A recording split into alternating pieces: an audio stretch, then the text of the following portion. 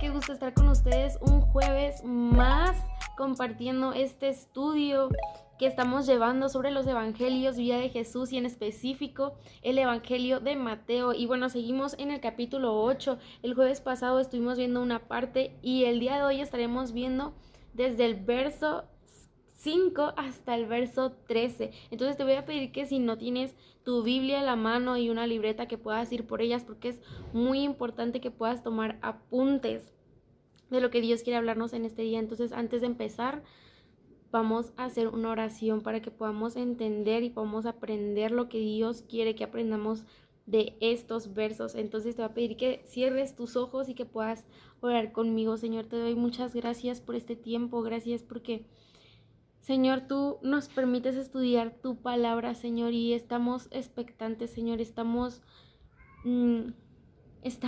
deseosos de saber qué es lo que quieres hablarnos en este día, Señor. Ponemos todos nuestros sentidos atentos a tu voz, a tu palabra, Señor, y que podamos ponerla en práctica, Señor, que podamos cambiar lo que está mal en cada uno de nosotros, Señor, que podamos ser más como Jesús. Gracias por tu palabra, Señor.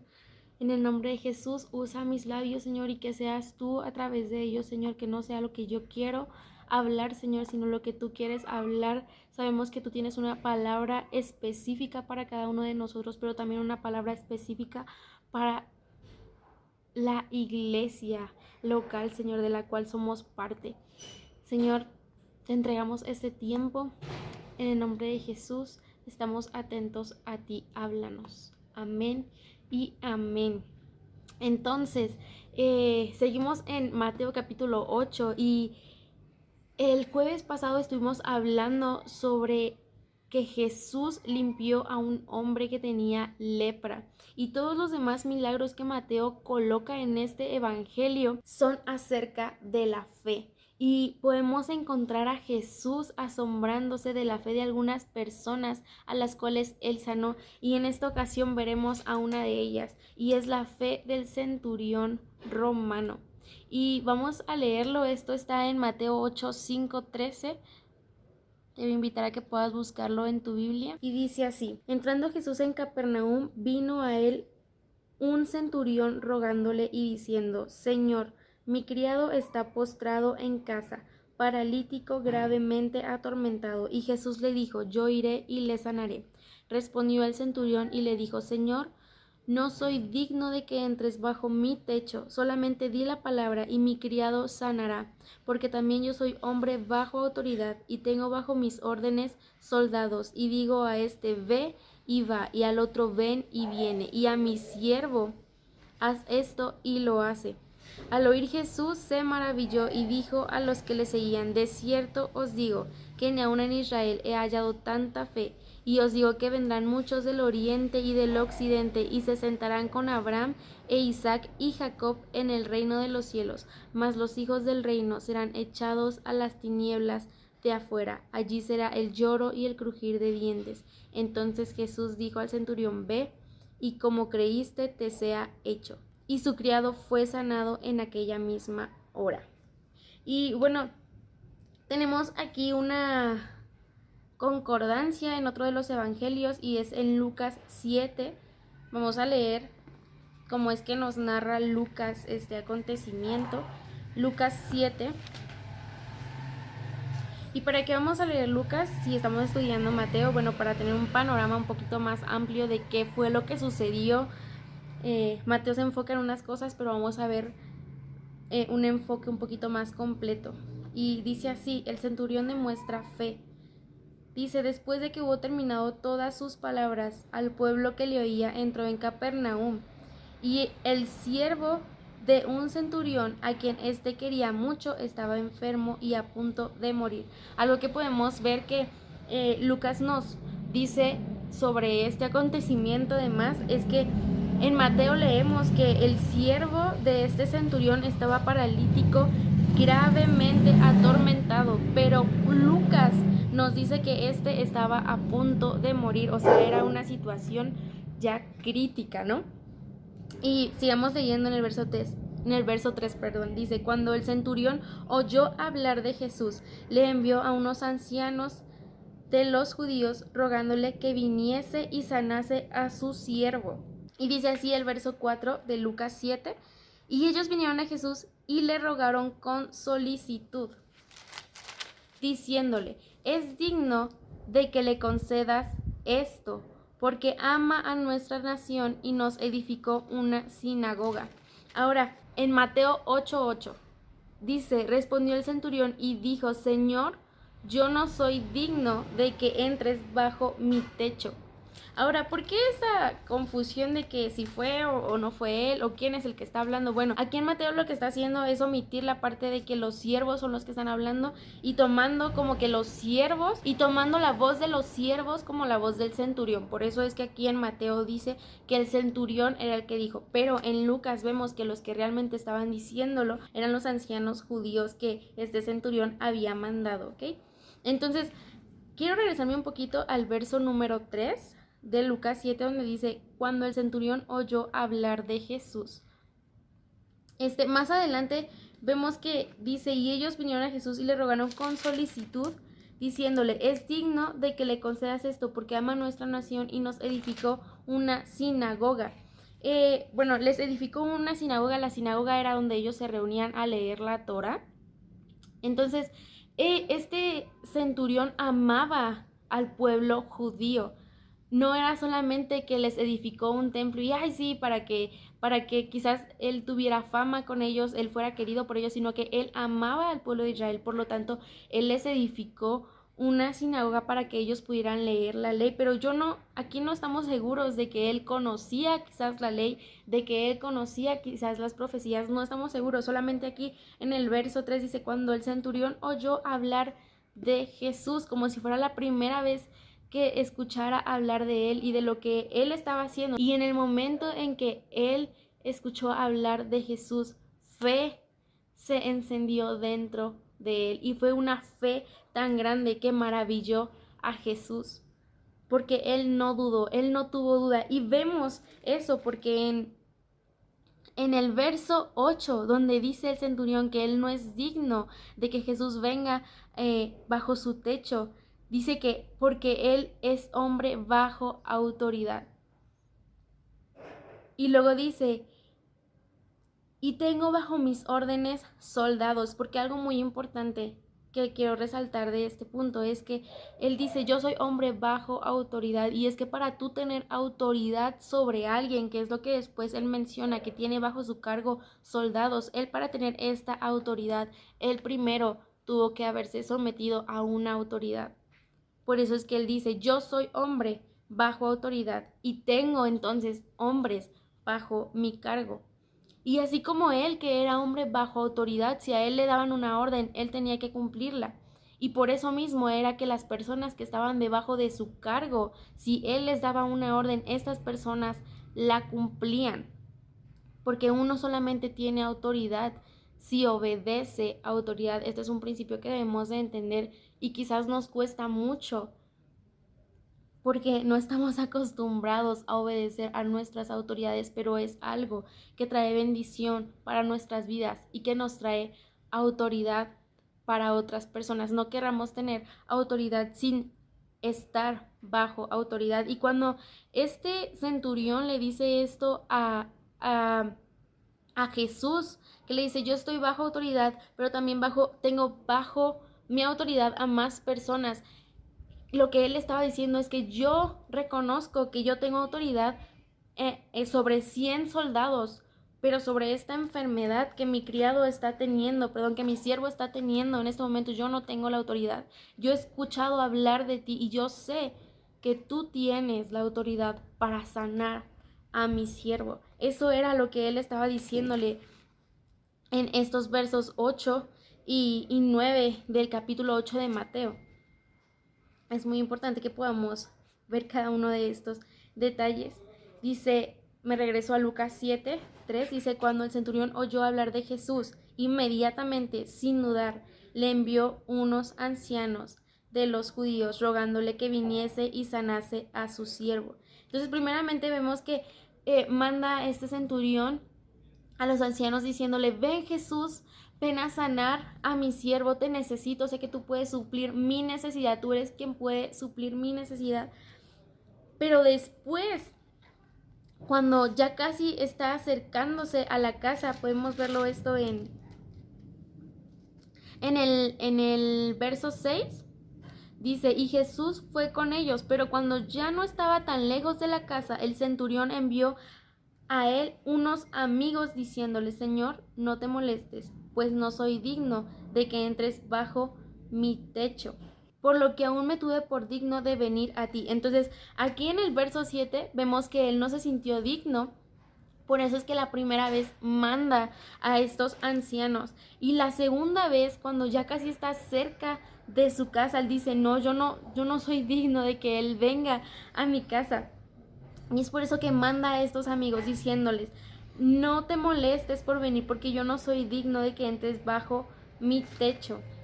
Pero algo que sí me gustaría igual que pudiéramos notar aquí, dice que ellos vinieron a Jesús y le rogaron con solicitud, diciéndole: es digno de que le concedas esto. ¿Qué era lo que decía el centurión? Dice: yo no soy digno, yo soy romano, yo no soy digno, quizás no estoy en tu voluntad, quizás yo no sé, él no se sentía digno, él no se sintió lleno de orgullo diciendo: yo soy un líder militar que tengo bajo mi cargo 100 soldados más, ven Jesús y haz esto, yo te lo ordeno, porque él podía hacerlo, porque él estaba dentro de un sistema que oprimía al pueblo judío, y este centurión pudo haberle hablado de esta manera a Jesús, pero él, en cambio, el que fuera jefe y tuviera a su cargo 100 soldados, no lo hizo venir delante de Jesús con una actitud de soberbia y de altivez, sino que él con humildad y él reconociendo quién era, él dijo: yo no soy digno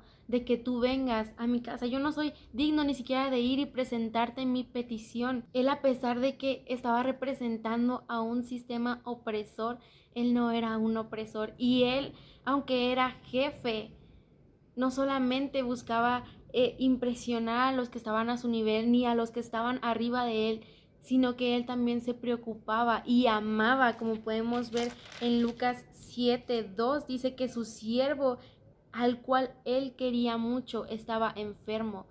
Y él no dijo: ay, no, sí, es un siervo más, ya, pues ni modo, tendré otros, ¿no? Sino que él amaba a este siervo, él se relacionaba con sus siervos, él se acordaba de los que estaban debajo de él. Y creo que todo esto fue lo que impresionó a Jesús, fue lo que maravilló a Jesús, porque la fe sin obras es muerta. Y él amaba a su prójimo, él amaba a las personas que estaban debajo de él, no solamente las que estaban arriba de él, sino también a las personas que le servían a él. Entonces, siguiendo leyendo, vamos a seguir leyendo Lucas 7, nos quedamos en el verso 7, Lucas 7:7, dice así: por lo que ni aún me tuve por digno venir a ti, pero di la palabra y mi siervo será sano. De nuevo, quiero recalcar que este centurión sabía que Jesús tenía la autoridad sobre esa enfermedad, aún él estando en otra parte. Él sabía que tenía esa autoridad. Porque también yo soy hombre puesto bajo autoridad y tengo soldados bajo mis órdenes, y yo les digo a este: ve y va, y al otro: ven y viene, y a mi siervo: haz esto, y lo hace. Al oír esto, Jesús se maravilló de él, y volviéndose dijo a la gente que le seguía: os digo que ni aún en Israel he hallado tanta fe. Y al regresar a casa, los que habían sido enviados hallaron sano al siervo que había estado enfermo. Y me quiero regresar un poquito al verso 9, donde dice: os digo que ni aún en Israel he hallado tanta fe. Y muy pocas veces Jesús dice algo así. Dice: ni aún en Israel he hallado tanta fe. En todo el pueblo de Israel he hallado tanta fe como esta. Y es por eso que en Mateo 8 dice, verso 11: os digo que vendrán muchos del oriente y del occidente, muchos extranjeros, muchos gentiles, y se sentarán con Abraham e Isaac y Jacob en el reino de los cielos, mas los hijos del reino serán echados a las tinieblas de afuera, allí será el lloro y crujir de dientes. ¿Por qué dijo esto? Porque ni aún en Israel había hallado fe como esta.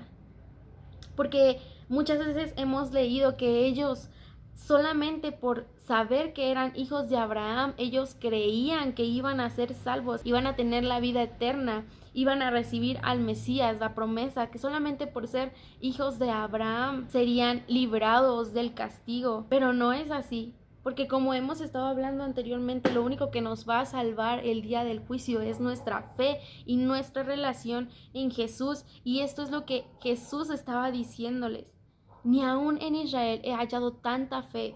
Es por eso que vendrán del oriente y del occidente, vendrán gentiles en quienes sí hay fe, como este centurión, de quienes me he maravillado de su fe. Vendrán y se sentarán y disfrutarán del reino de los cielos, más los hijos del reino, más los del pueblo escogido, más los judíos serán echados a las tinieblas de afuera. Allí será el lloro y crujir de dientes, porque no había fe de este tamaño en Israel. ¿De hacia qué estás direccionando tu fe? Porque ellos confiaban en que no, yo soy hijo de Abraham, no, yo pertenezco al pueblo escogido, yo voy a ser salvo. Esa era su fe, pero realmente no tenían su fe direccionada en la persona de Jesús. A pesar de que todo esto que estaba aconteciendo con este centurión estaba trayendo a cumplimiento de profecías en el Antiguo Testamento, donde se hablaba de que el evangelio, donde la noticia de la salvación era para todos. Era algo que ellos ya habían leído en el Antiguo Testamento, era algo que ellos ya se sabían hasta de memoria, pero no lo habían entendido. Y si hay una cosa que podemos ver que Mateo enfatiza en este evangelio, es que el mensaje de Dios era para todos. Y como podemos recordar, que es algo que hemos visto y he estado repitiendo en algunos estudios, es que Mateo es un evangelio dirigido al pueblo judío. Y la intención de Mateo al colocar cada uno de estos milagros, y en específico este que estamos leyendo el día de hoy, que es sobre un centurión romano al cual Jesús le dice: tú te vas a poder sentar con Abraham, con Isaac y con Jacob en el reino de los cielos, pero alguien judío que no tiene fe no puede hacerlo. Para ellos era como una noticia tan fuerte, pero estas palabras que Jesús menciona aquí estaban trayendo, no sé si la palabra correcta sea cumplimiento, porque en el Antiguo Testamento podemos ver que el evangelio se abrió a personas. Un ejemplo de esto es la prostituta de Jericó, que esconde a los espías y para ella se abre la salvación y ahora ella es parte del pueblo, y vemos también a más personas siendo añadidas. Pero creo que a partir de Jesús en adelante, esto es como la inauguración de la gracia a los demás. Me gustaría leer algunas citas en donde se profetiza que el evangelio es para todos, y era algo que los judíos debían haber sabido, porque ellos ya habían leído esto en el Antiguo Testamento. Ellos sabían que cuando llegara el Mesías, también los gentiles participarían de sus bendiciones. Y Isaías profetizó sobre esto. Podemos verlo en Isaías 25, del 6 al 9.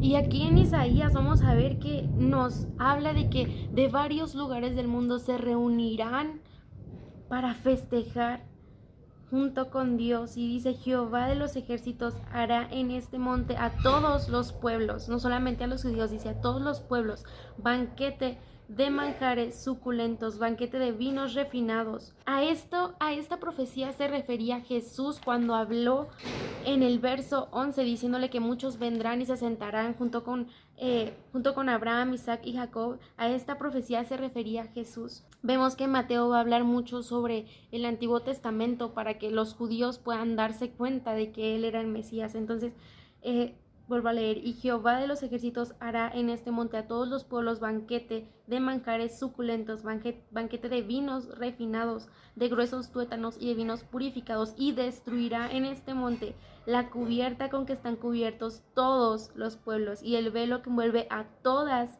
las naciones. Destruirá la muerte para siempre, y enjugará Jehová el Señor toda lágrima de todos vuestros rostros, y quitará la afrenta de su pueblo de toda la tierra, porque Jehová lo ha dicho.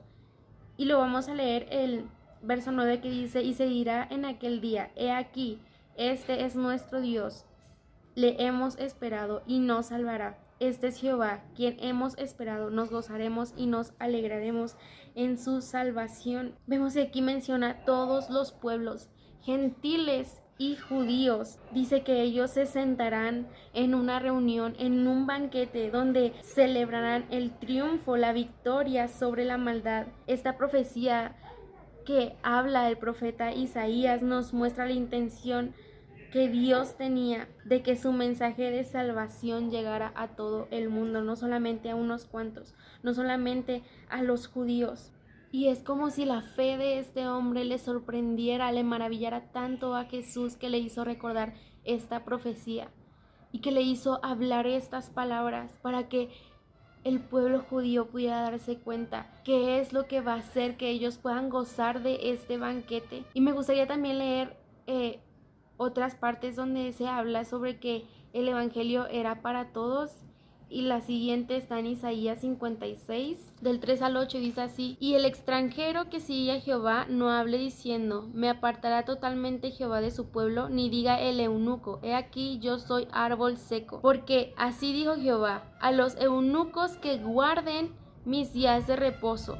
Dice, porque así dijo Jehová a los eunucos que guarden mis días de reposo y escojan lo que yo quiero y abracen mi pacto, yo les daré lugar en mi casa y dentro de mis muros, y nombre mejor que el de los hijos y las hijas, nombre perpetuo les daré, y que nunca perecerá. Verso 6, y a los hijos de los extranjeros que sigan a Jehová para servirle y amen el nombre de Jehová para ser sus siervos, a todos los que guarden el día de reposo para no profanarlo y abracen mi pacto, yo los llevaré a mi santo monte y los recrearé en mi casa de oración.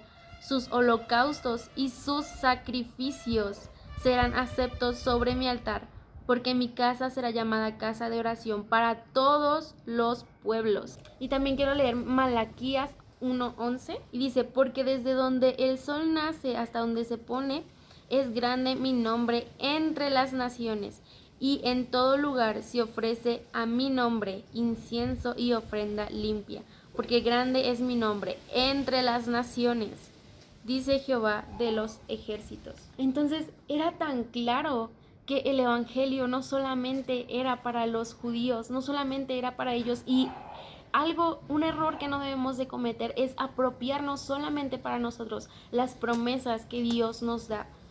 No podemos solamente decir, esto es para mí, esto es mío, y no compartirlo, porque Dios nos manda a llenarnos y a vaciarnos en otros. No nos manda solamente a llenarnos de Él y guardarnos todo lo que Él nos ha dado y lo que Él ha hecho por nosotros, sino que nos manda a poder hablar a otros, a poder seguir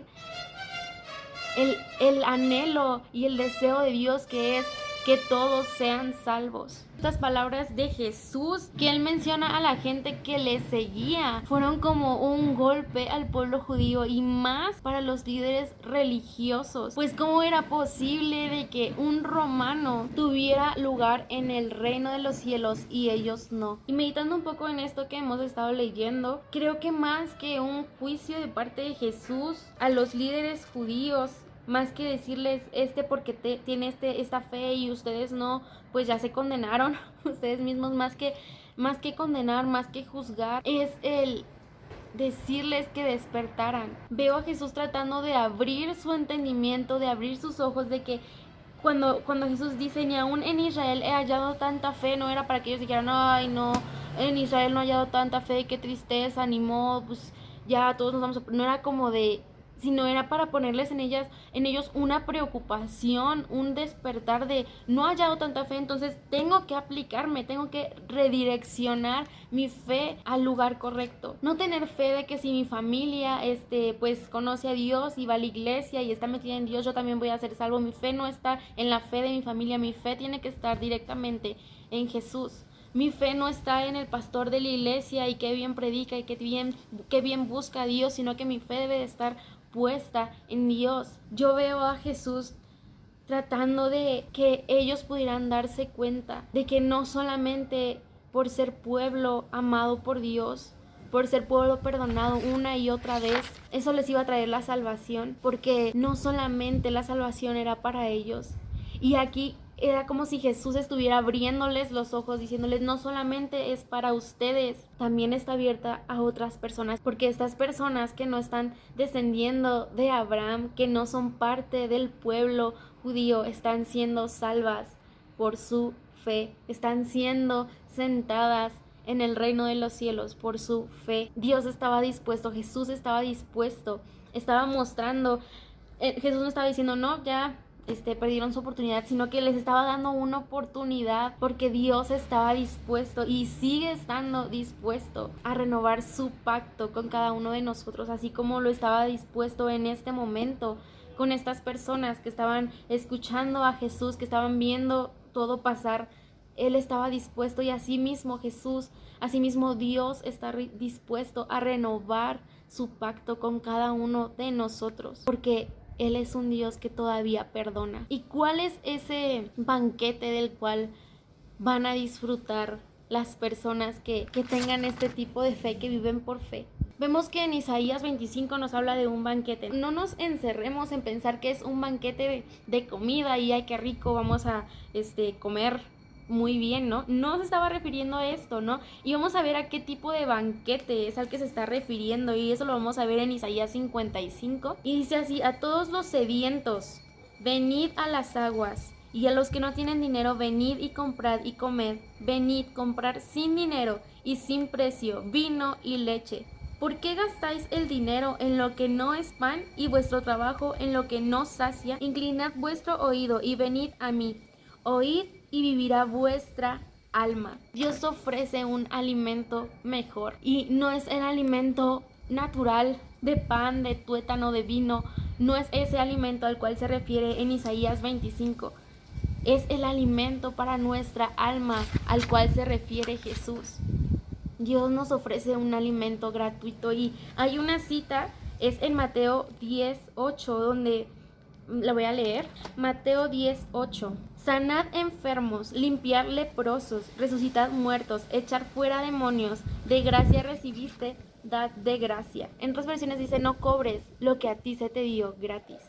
Y vemos que en Isaías 55 dice: venid y comprar sin dinero. Él nos va a alimentar sin pagar nada, pero nosotros debemos de dar de gracia lo que de gracia se nos ha dado. Nosotros debemos dar gratuitamente el alimento que a nosotros se nos ha dado gratuitamente, porque si no tomamos este alimento que es para nuestra alma, moriremos espiritualmente. Y entonces sí pasará, y no solamente al pueblo de Israel, porque también a nosotros como gentiles, por así decirlo, también nos puede pasar esto. Mas los hijos del reino serán echados a las tinieblas de afuera, allí será el lloro y crujir de dientes. Eso nos puede pasar si nosotros no nos alimentamos con el alimento correcto. Y el banquete y el sentarse junto con Abraham, el sentarse junto con Isaac en el reino de los cielos junto con Jacob, a lo que Jesús se refería es a este banquete de Isaías 55. El banquete es disfrutar de Él, disfrutar de lo que Él nos quiere dar a nuestra alma, de lo que Él quiere saciar en nuestra alma. Pero solamente las únicas personas que podrán disfrutar de ser saciados por estar con Él son las que vivan por fe. Y quiero terminar con lo siguiente, y es que algunas personas del pueblo judío ya habían leído las profecías donde se hablaba de que el evangelio era para todos,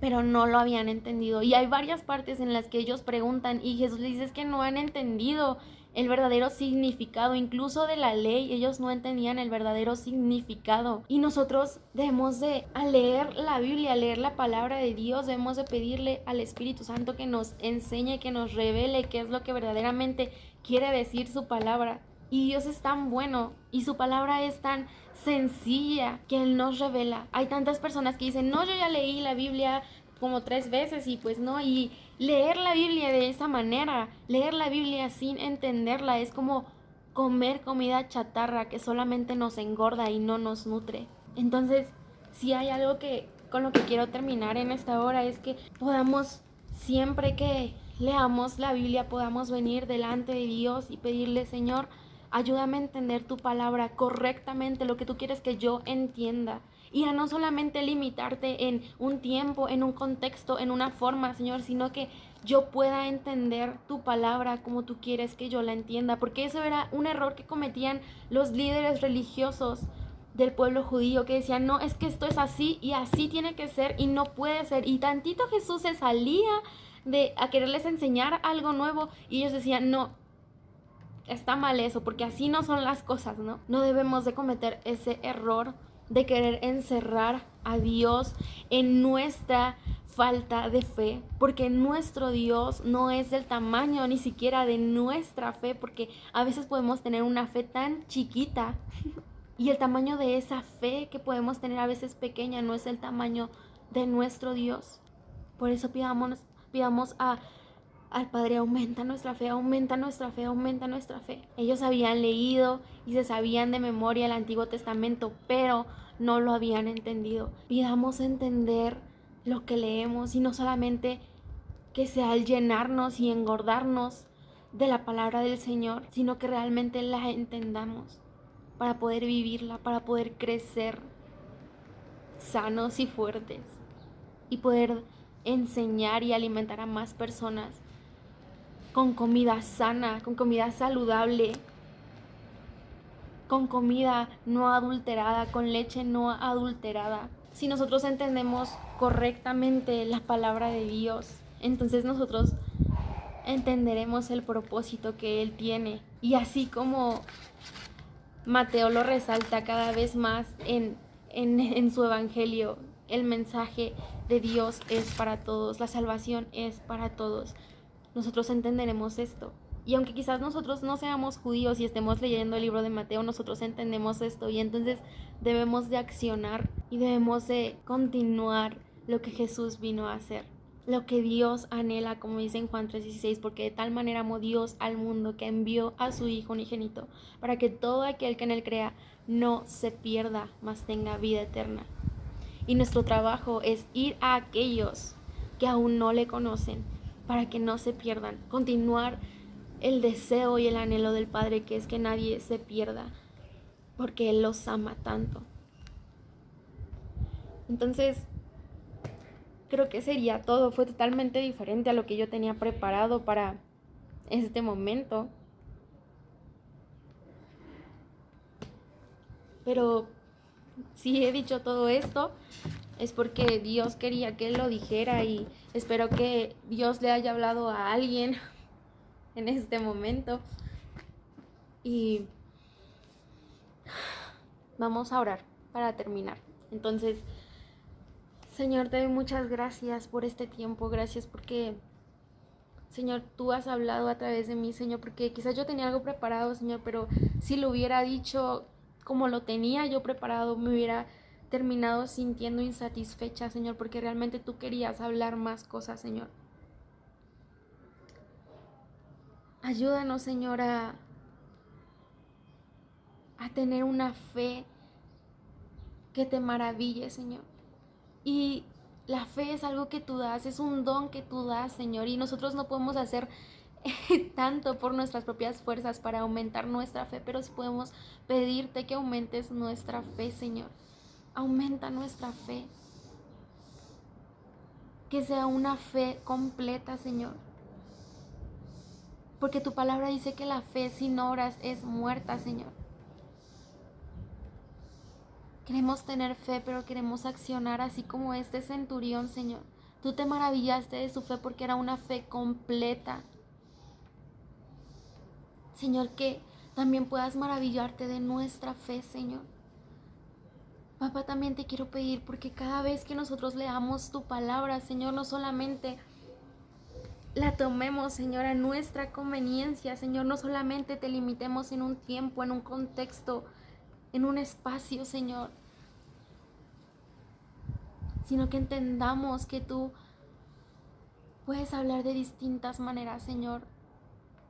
Que un verso no solamente está limitado a unas pocas cosas, Señor, sino que a través de ese verso tú puedes hablarnos 1, 2, 3, 4 veces en el contexto en que fue escrito y fuera del contexto en que fue escrito, pero siempre sujetado a lo que tú quieres decirnos, Señor. Nada tomado a nuestra conveniencia, Señor Jesús. Y si hemos tomado algún texto de tu palabra, Señor, solamente para lo que nos conviene, Señor, perdónanos y ayúdanos a tomarlo como debe de ser, Señor, a estar seguros de que lo que hemos entendido, Señor, ha venido de ti. Te pido que podamos entender tu palabra siempre que la leamos. Que no leamos, Señor, sin entender tu palabra, Señor. Que siempre que uno de mis hermanos tome su Biblia y empiece a leer, su entendimiento sea abierto, Señor. Y que podamos ponerlo por obra, Señor. Que no solamente sea un conocimiento y no nos engordemos de puro conocimiento, sino que también vayamos y alimentemos a las demás personas como tú nos has alimentado gratuitamente, Señor. Gracias por este tiempo, gracias porque sé que tú eres el que ha hablado, Señor, y si ha habido algo mío, Señor Jesús, eso quítalo.